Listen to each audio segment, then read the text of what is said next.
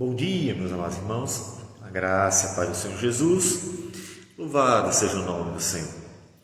O apóstolo Paulo era muito ativo no exercício do ministério apostólico. Um homem que tinha consciência que, enquanto tivesse vida, deveria se dedicar ao máximo à obra do Senhor. E ele nos conta um pouco de seus planos em relação à pregação.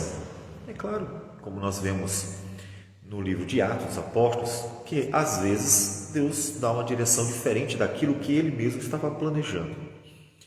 Todavia, ele tem planos, e o plano dele é levar o Evangelho mais distante possível, ou seja, alcançar o máximo de pessoas possível pela graça de Deus, sabendo, claro, que o Evangelho é o poder de Deus para a salvação e só o Espírito Santo pode operar no coração.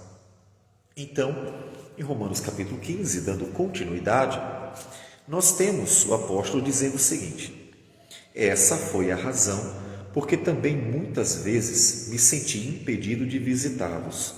Ou seja, o fato de que ele não queria estar trabalhando em campo alheio.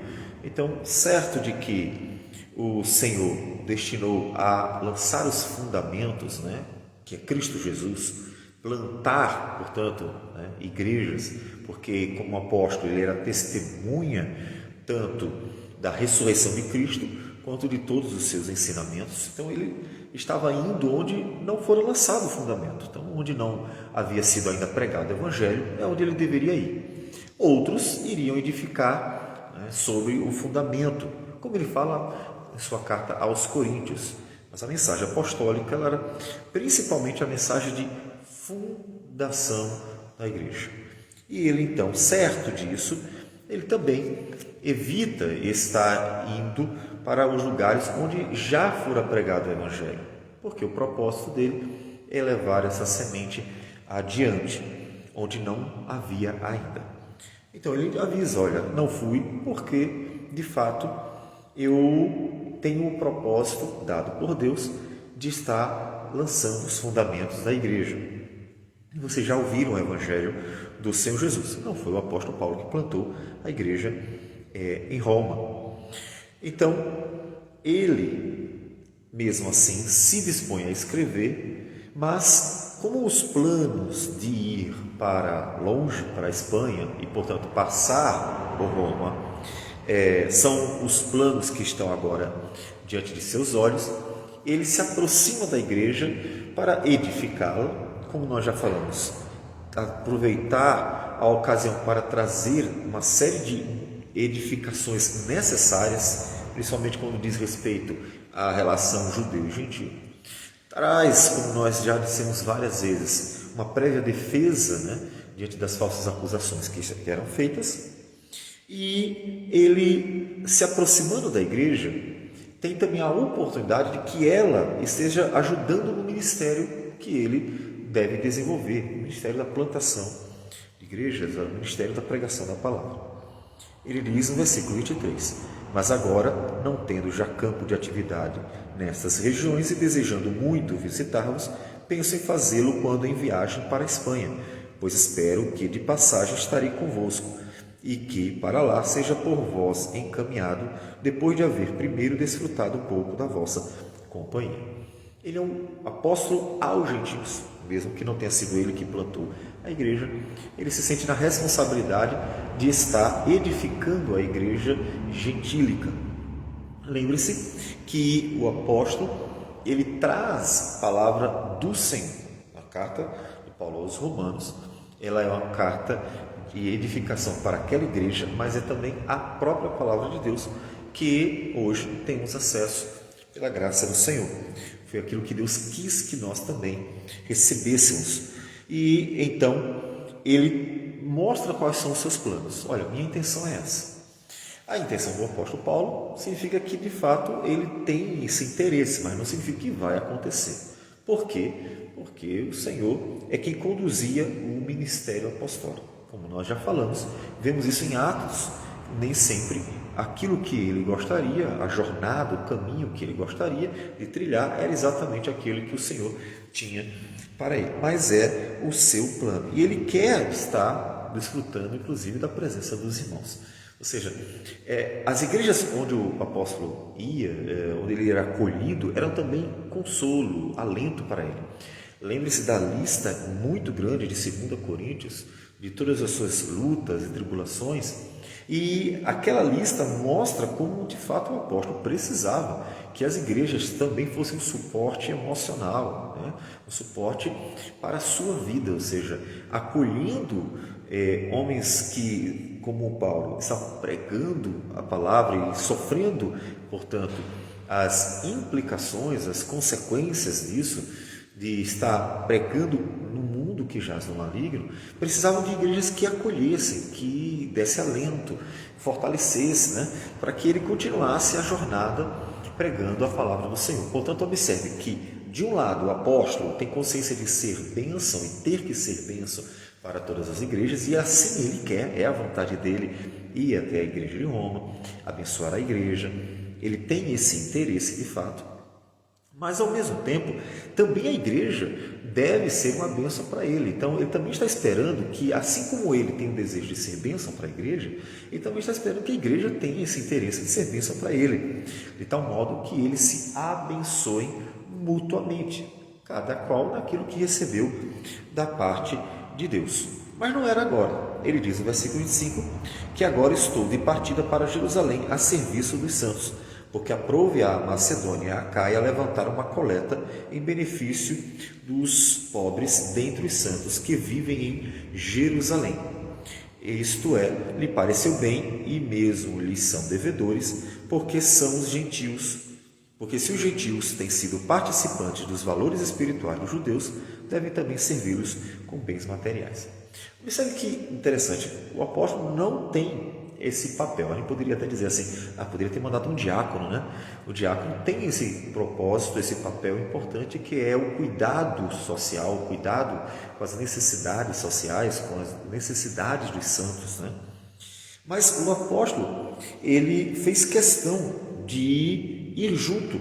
Ele não vai sozinho necessariamente, com certeza ele vai com uma caravana, mas ele quer ir junto, levando da Macedônia a Caia a coleta que fora levantada para aqueles que estão na região de Jerusalém, os pobres que vivem em Jerusalém, mas não são pobres quaisquer, né? São os santos, ou seja, se destina especificamente para a igreja.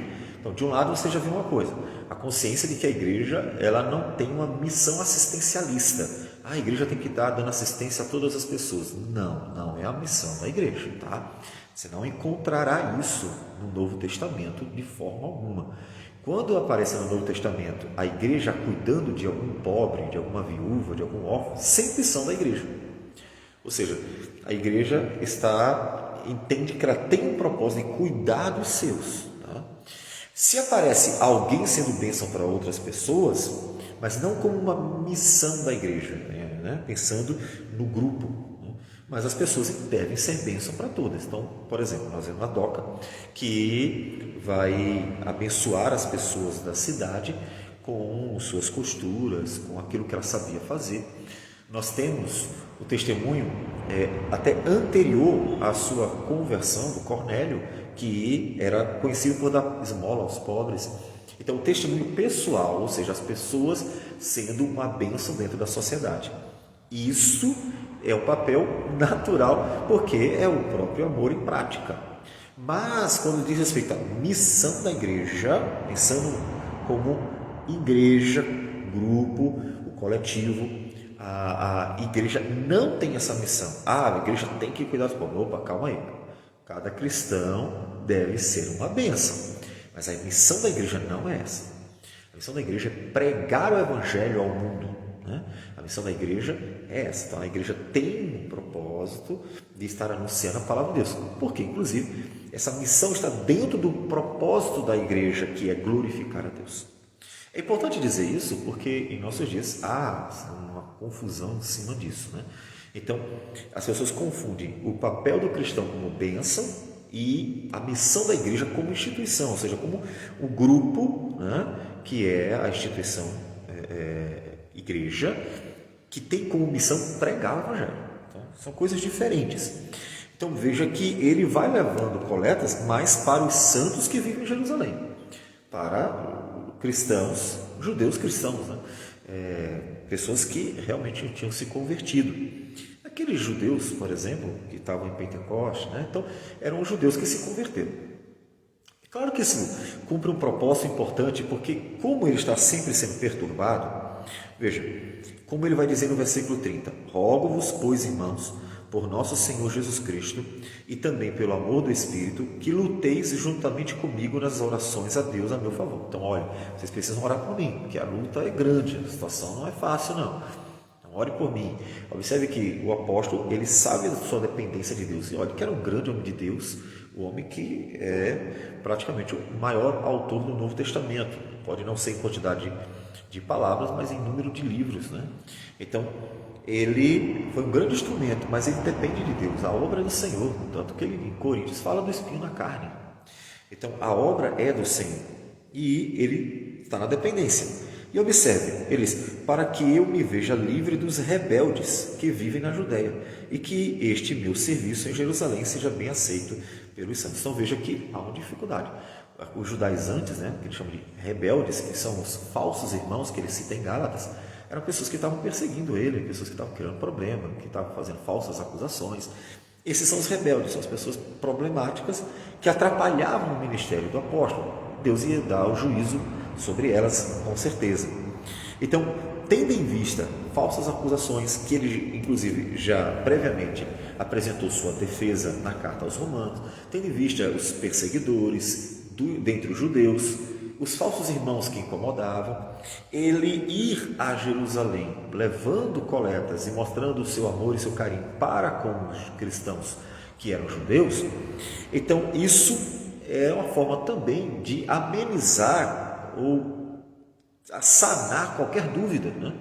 Então, qualquer dificuldade, isso iria ajudar a resolver. Então, ele iria chegar mostrando que, de fato, não era o que eles estavam dizendo e as coletas, né? As doações iriam ajudar a quebrar, né? A dureza do coração, talvez, de algumas pessoas ou as dúvidas que algumas pessoas tinham. Então, no versículo 28, ele diz, tendo, pois, concluído isto, e havendo-lhes consignado este fruto, passando por vós, irei à Espanha. Então, olha, quando eu terminar esse propósito, que essa missão, isso que eu preciso fazer, eu então pretendo ir para a Espanha, e aí eu quero passar por vocês, e bem sei que ao visitar-vos irei na plenitude da bênção de Cristo. Eu quero ir para abençoar vocês. Por isso, inclusive, ele pediu a oração, a fim de que, ao visitá-los pela vontade de Deus, chegue à vossa presença com alegria e possa recriar-me convosco. Se lá for só problema, puxa vida, levei as doações, as coletas, tentei mostrar que são muitas mentiras que estão dizendo a meu respeito e tentei resolver o problema, mas a confusão foi grande. Se eu sair de lá assim, for para a Espanha pregar uma palavra, veja, isso não vai tirar o foco do apóstolo Paulo, ele vai continuar pregando a palavra, apesar de todas as perseguições dos falsos irmãos, mas isso faria com que ele fosse triste, né? Ele iria triste porque aquilo marcaria, obviamente, o seu coração. Então ele pede que eles orem para que esse propósito dele de ir para lá e resolver esses mal entendidos faça com que ele volte com alegria, né? Ele volte com alegria e o Deus da paz seja com todos vós. Ou seja, que ele volte com alegria para abençoá-los e então Deus abençoe vocês de fato, por minha vida, né? Esse é o propósito dele. Então, veja que o apóstolo ele não vai encerrar até que Deus encerre, né? E ele, de fato, está fazendo de tudo, como ele falou aos Coríntios, né? Tudo para com todos os meios alcançar alguns. E ele mesmo, sabendo que o propósito dele é trazer a fundação, né? Lançar os fundamentos da igreja, pregando Cristo Jesus onde não fora pregado, observe que ele faz a questão de ir junto com um grupo, talvez até de diáconos, para levar as coletas, as doações, a fim de abençoar, né, os pobres que estavam em Jerusalém, que eram cristãos, e então, por meio desse recurso, também aproveitar para trazer uma série de explicações e clarear diante da necessidade que os irmãos tinham de fato saber a verdade sobre quem ele era e o que ele pregava. Então, o apóstolo ele está disposto a tudo. E isso é muito bom, porque o apóstolo, dessa forma, ele já apresentou para Roma a sua própria inocência, né? Como disse, a carta é de fato uma prévia defesa diante de tantas acusações contra ele. O apóstolo Paulo foi uma bênção de todas as formas, é o que nós com certeza podemos ver em todas as suas palavras. Seja bênção também e glorifique ao Senhor. Lembre-se que a sua missão é pregar o Evangelho, a missão da igreja é pregar o Evangelho, mas seja bênção onde você estiver, né? De forma que Deus seja glorificado na sua vida. E nunca, por nada, desista de forma alguma de pregar a palavra do Senhor. Não importa o que aconteça, continue pregando a palavra do Senhor. E assim, Deus será glorificado na sua vida. Vamos orar ao Senhor. Senhor Deus amado, bendito o teu nome. Nós agradecemos por tudo, nós te louvamos, nós te bendizemos. E assim, ó Deus, nos alegramos em ti, porque o Senhor é bom e todo o tempo tem sido bom para conosco. Que o Senhor continue, ó Deus, nos dirigindo na tua palavra e capacitando para fazermos a tua obra. Que o Senhor, ó Deus, dê à tua igreja sempre maturidade para que ela possa cumprir sua missão no propósito de glorificar o teu nome. Receba a nossa oração, nossa gratidão por tudo e tudo em nome de Jesus. Amém, Senhor. Deus abençoe a todos e tenham um bom dia.